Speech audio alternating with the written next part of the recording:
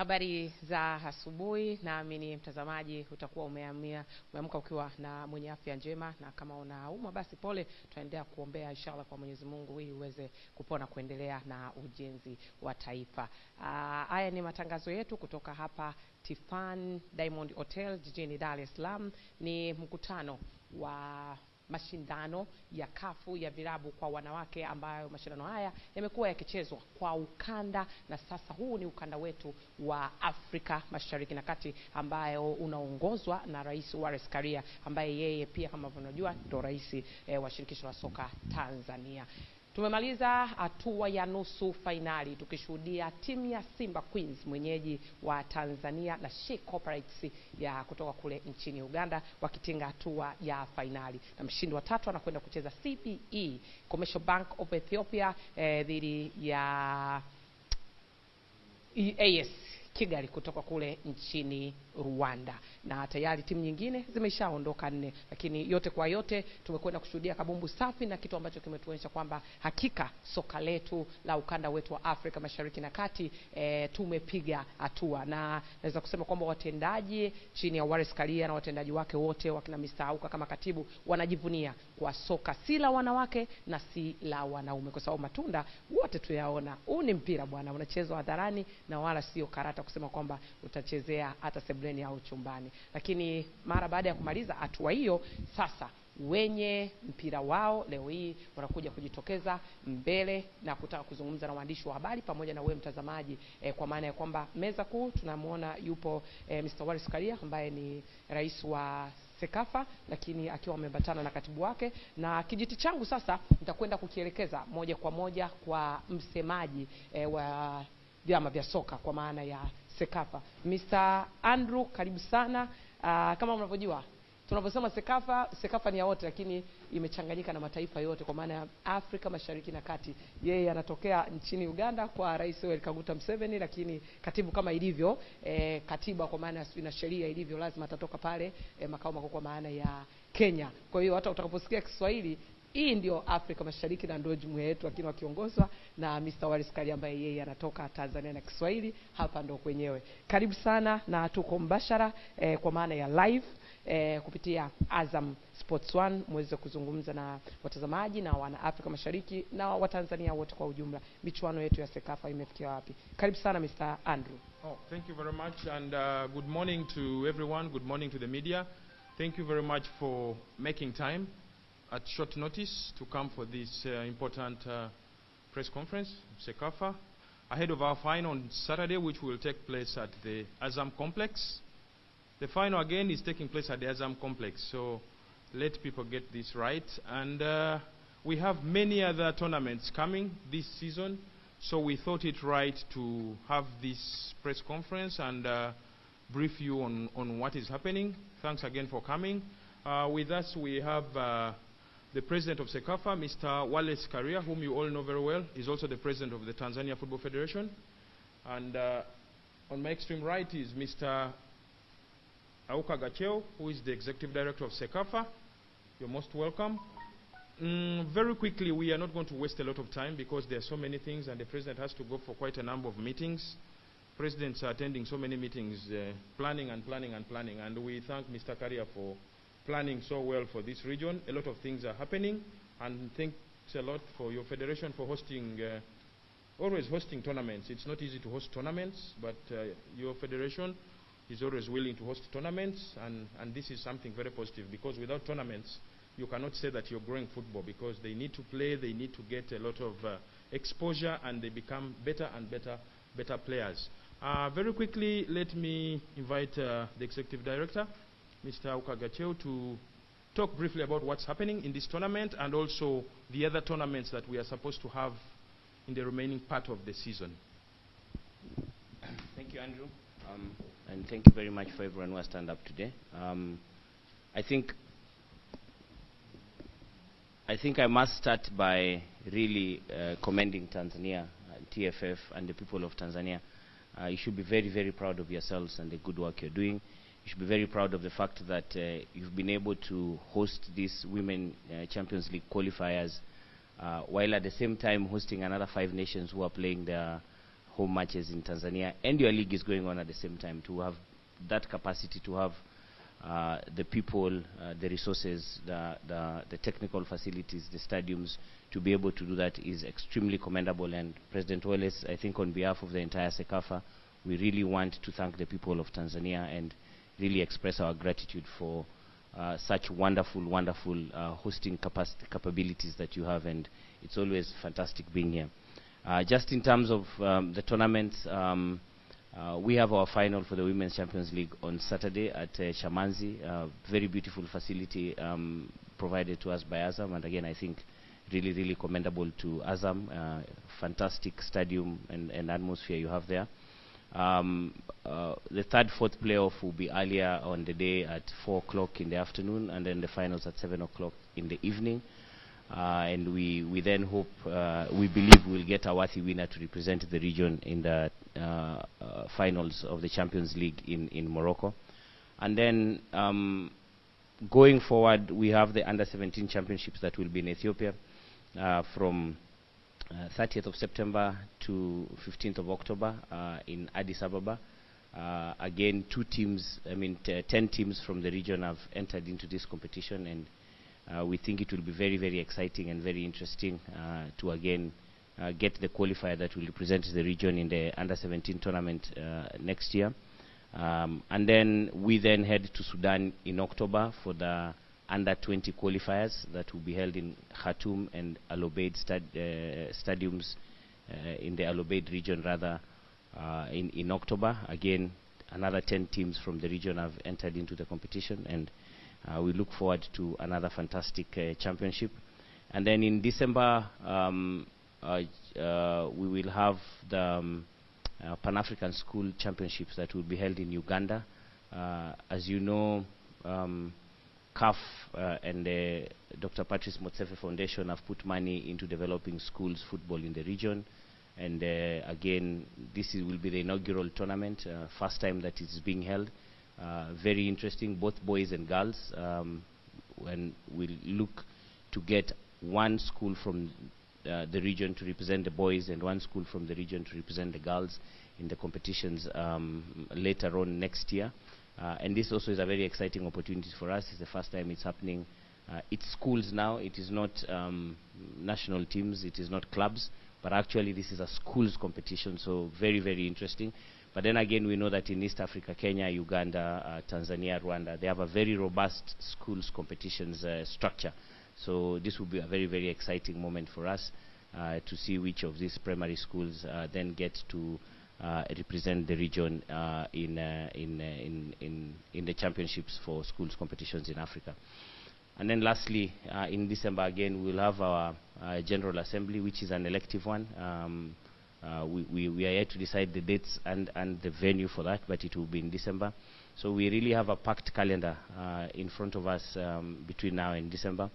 And what that then means is because of the change in the FIFA calendar in the World Cup, where it will be later this year in Qatar, which is the first time we are being held in November, we've really struggled in terms of getting a good fit for clubs competitions for senior men and national competitions for senior men. So unfortunately then looks like we will not be able to have both the Kagame Cup and the senior competitions for men this year until we align our calendars and get that right, and we hope that next year we should be able to have those two competitions. I think all in all, Andrew, have addressed the issues that our calendar going forward and what to look forward to. And I think once again I cannot overemphasize the hospitality of the Tanzanian people for the Women's Champions League qualifiers, for just providing the right kind of technical people, the support, seeing the numbers in the stadium yesterday at Chamanzi, very brilliant. And again, on behalf of CECAFA to the people of Tanzania, asanteni sana, and we are very grateful to have been here, and we always look forward to your hospitality. Thank you very much. Okay, thanks a lot again, the Executive Director. Very quickly, let's get to the President, who is doing a lot of business in this region. A lot of things have changed over time because of the efforts of Mr. Wallace Karia and his team. A lot of things are moving in the right direction. Mr. Wallace Karia, please, the floor is yours to talk about a lot of things happening in CECAFA region. Thank you. Thank you, Andrew. Thank you, Auka. Benefit of many people who are watching live now, I have to address in Swahili. Niwashukuru Andrew, nimshukuru Auka, lakini pia niwashukuru wote walioko hapa wanaohusika na mashindano yao kwa upande wa CECAFA na upande wa Local Organizing Committee kwa kazi nzuri wanayofanya na ambayo imetufikisha hapa. Tumebakisha siku moja ya mwisho ambayo itakuwa ni Jumamosi kwa mashindano yetu haya ambayo yanafanyika kwa mara ya pili toka yameanzishwa, na mara ya kwanza yalifanyika Nairobi, Kenya kule, na hii ni mara ya pili yanafanyika hapa kutafuta mwakilishi wa kanda yetu ya CECAFA kwa kutuwakilisha kule kwenye mashindano yale ya klabu bingwa ya wanawake ambao mwaka huu yatafanyika Morocco mwezi Septemba nadhani. Kwa hiyo sio siku nyingi baada ya mashindano haya. Nadhani sisi ndio zoni ya mwisho kufanya mashindano haya. Kwa hiyo tutapata mwakilishi wetu, lakini pia tumshukuru mama yetu Samia, Rais wa Jamhuri ya Muungano wa Tanzania, kwa kazi kubwa anayofanya mbali ya majukumu yake mengine ya kuiongoza nchi hii kubwa na yenye mambo mengi ya kufanya, lakini hakuacha michezo na hasa mchezo wetu wa mpira wa miguu kwa contribution yake ambayo alianza toka mwaka jana kwa kutoa zawadi kwa mshindi na kategori nyingine mbalimbali. Kama mnavyojua mashindano yetu haya, bingwa atapata $30,000, mshindi wa pili $20,000, mshindi wa tatu $10,000, lakini kutakuwa na zawadi nyingine za nizamu, marefari bora, mchezaji bora, mfungaji bora, golikipa bora. Wote hao watapata zawadi za fedha in terms ya dola za Kimarekani. Kwa tunamshukuru sana mama, tunamuombea Mwenyezi Mungu ampe afya njema, ampe maono mazuri, lakini pia aendelee kukumbuka michezo, hasa mchezo wetu wa mpira wa miguu. Sisi kwa Tanzania tunajua mengi yamefanyika. Sasa hivi timu za taifa zinahudumiwa na serikali. Kuna asilimia fulani inatoka kwenye michezo ya kubahatisha na betting inakwenda kwa ajili ya timu za taifa. Kwa hiyo tunashukuru kwa hilo. Lakini pia ni washukuru wa Tanzania kwa kuweza kuonyesha hamasa kwenye mchezo huu wa mpira wa miguu, ambapo inatupa heshima sisi wa Tanzania na watu wengi kupenda kuja kwa mashindano ambayo tunaandaa hapa. Lakini pia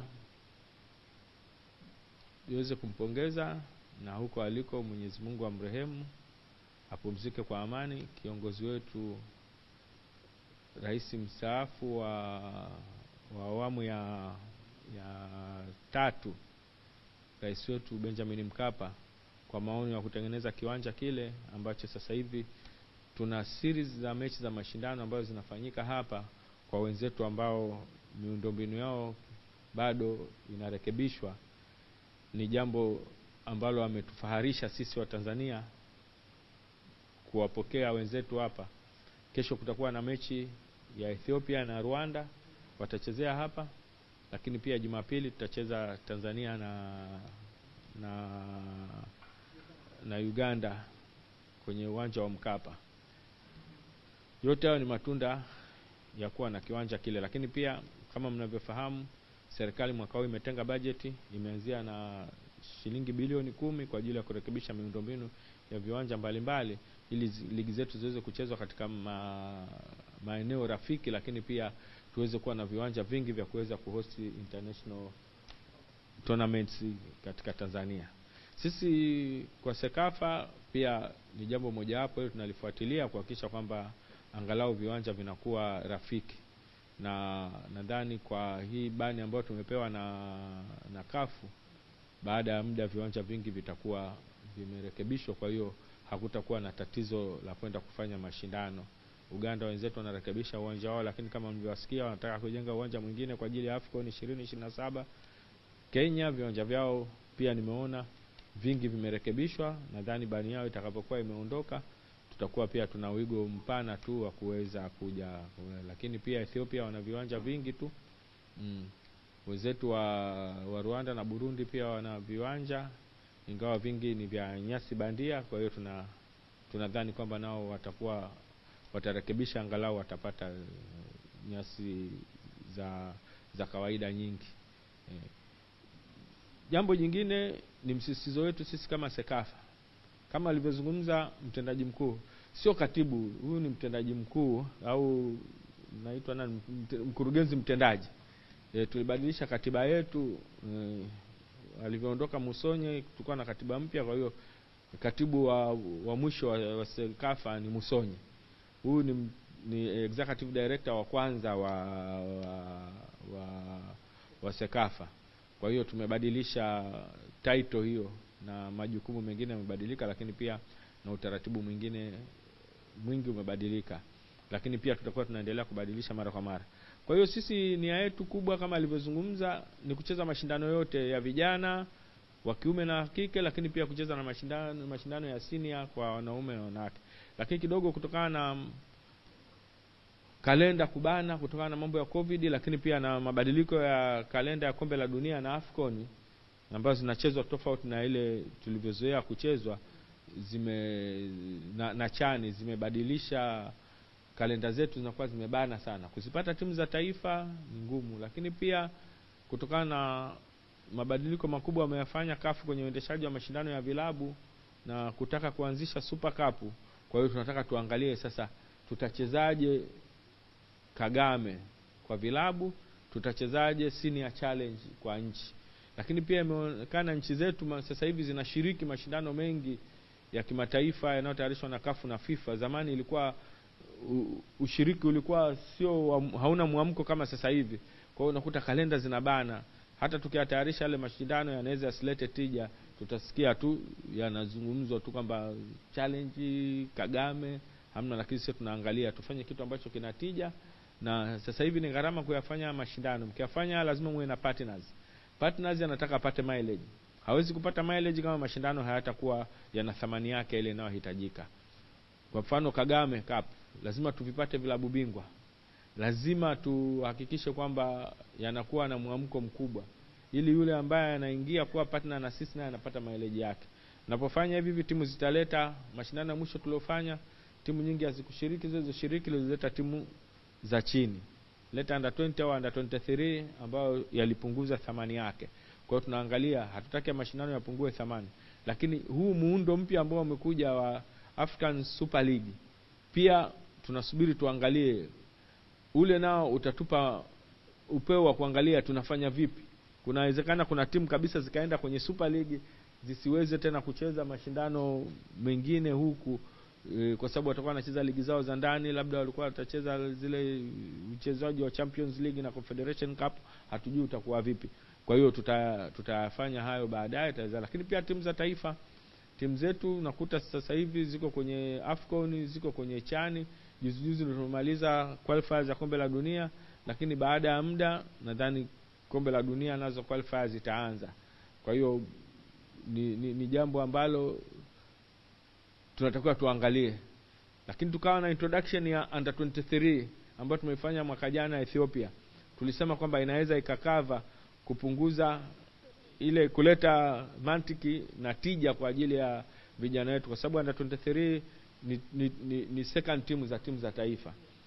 Lakini CAF nao wamekuwa na introduction tena ya AFCON under 23 ambayo ndio itapata mpaka timu inayokwenda kuwakilisha Olympic. Kwa hiyo sasa imepangwa home and away, kwa hiyo wameibadilisha, haitachezwa. Kwa hiyo tuna haja ya kukaa kuangalia jinsi gani ya kuharmonize mashindano yetu, lakini pia kuharmonize ligi zetu za ukanda wetu. Kwa mfano kuna wenzetu ambao hawajamaliza ligi bado, nadhani Sudani wanaendelea. Nchi karibu nyingi zimeshaanza ligi msimu, lakini Sudani bado hawajamaliza, hata bingwa wao hawajampata. Kwa hiyo tunataka tuangalie ikiwezekana zote ziende kwa pamoja, na hilo tutakaa tunaambizana, kwa sababu hizi nyingine zote nadhani zinatakiwa ziishe Mei. Bahati mbaya Tanzania ilikwenda mpaka Julai. Ndio tulimaliza. lakini kulikuwa na sababu ambazo zilisababisha sisi tuvuke huko. Lakini mwaka huu sisi kama Tanzania harmonize, tumeanza ligi mapema na tutaimaliza Mei itakuwa imeisha. Tumeconsider na ratiba zote ambazo ziko kwenye kalenda yetu za mashindano mengine yote. Kwa hiyo kile atakavyokuwa, na as far as wachezaji wanacheza mpira, nataka wacheze mpira, lakini nataka baada ya msimu wao wamepumzika, hakutakuwa na excuses zote. Hata kama klabu itakuwa imekwenda kwenye group stage, imekwenda wapi, kwa sababu vyote vitu tumeviconsider na tumeona wenzetu ambao wameendelea. Bado sisi timu yetu unaipa wiki 2 unaitoa kwenye ligi, lakini yule anayecheza naye unakuta amecheza siku 4 kwenye ligi yake, anakuja anacheza na timu za Tanzania. Kwa hiyo pia tunaomba vilabu nao waangalie utaratibu wao, kwa sababu hata sisi mwalimu wa timu ya taifa pia tumemwambia hatutaweza kuahirisha mechi za ligi kwa ajili ya kalenda ya timu ya taifa. Tunataka wachezaji wakija kwenye timu ya taifa achague wachezaji ambao wako sawa sawa, yeye anakuja anawapa tu mfumo wake ambao anataka wacheze, ambao anaweza kufanya kwa siku 4-5 inatosha, waende wakacheze. Kwa hiyo kukaa muda mwingi kambini tumeona pia haina tija hivyo. Lakini yote hayo tutakaa tujadili, tuangalie, na bahati nzuri viongozi wote sasa hivi tuna muamko wa kuhakikisha kwamba zoni yetu ambayo ilikuwa inaonekana iko nyuma inafanya vizuri. Mengine, mimi niwashukuru wanahabari, niwashukuru Watanzania, narudia tena kwamba kwa support ambayo mnaonyesha na ukarimu wa Tanzania kwa wageni ambao wako hapa. Hii ni kawaida yetu kufanya ukarimu huo, lakini pia kuwafanya wahisi kwamba wako nyumbani, ili hata kama watakapoondoka waweze kutamani kurudi tena. Asanteni sana. Okay, thank you very much, Mr. Wallace Karia, the CECAFA President. Thank you very much, Executive Director, Mr. Aukagacheu. And very quickly, can we just have a few questions from the media? We don't want you to say that some questions were not answered too. Please, if you have any questions, go ahead and feel free and ask the questions. The President is here, the Executive Director is here. Do we have any questions? Can we say we are comfortable? And as CECAFA, we are very grateful and very happy that you take your time off and give football a platform and all the coverage that it so deserves. Football is a very big sport, but for you to come even this early for this press conference, we don't take it for granted. We are very grateful, and thanks once again. Let's keep pushing football. Let's keep promoting. This is our sport at the end of the day. Yeah, thanks a lot for making time, and may God bless you all. Thank you. Asante sana Mr. Andrew. Hivyo ndivyo wanavyohitimisha. Awali kama nilivyosema, nisema Mr. Aukagacheu ni katibu, ni kuombe radhi, Rais hapa amenikosoa. Ni mkurugenzi mtendaji wa CECAFA. Shikia hapo hapo. Basi kwa pamoja, kama ambavyo tumeelezwa, ukarimu wetu wa Tanzania uendelee. Itakuwa ni siku ya Jumamosi, itakuwa ni siku ya mapumziko. Naamini hamna kiingilio. Hamna kiingilio. Haya, wakazi wa Mbagala hamjawahi kuniangusha, wakazi wa Chamazi hamjawahi kuniangusha, na wana Dar es Salaam wote. Tukusanyike pale, twende tukaujaze uwanja. Sifa yetu kubwa kwa CAF imekuwa Tanzania ni kuujaza uwanja ama kuvijaza viwanja. Basi nidhamu hii naamini kwamba iendelee. Twende wote kwa pamoja tukaujaze uwanja wa Azam Complex. Basi ili kesho na kesho kutwa tunapoujaza au CAF wanaona, na mwisho wa siku basi wataturejeshea mashindano mengine. Mashindano yanapokuja, fursa zinapatikana kwa watu wa biashara na mambo mbalimbali yanaendelea kufanyika nchini na uchumi unaendelea. Hakika naamini hapo utakuwa umeyasikia mengi kutoka kwa Rais, lakini pamoja na mkurugenzi mtendaji. Wote kwa pamoja tuendelee kulikuza soka letu. Mimi ni Sports Lady Team Sokarugira, tukutane Azam Complex. Lakini kama kiafya au utabanwa kushindwa kuja Chamazi, pumzika nyumbani, tutakuwa pale mbashara. Tulianza na wewe Azam TV na tutamaliza na wewe. Hii ni Azam TV, burudani kwa wote na soka linaendelea.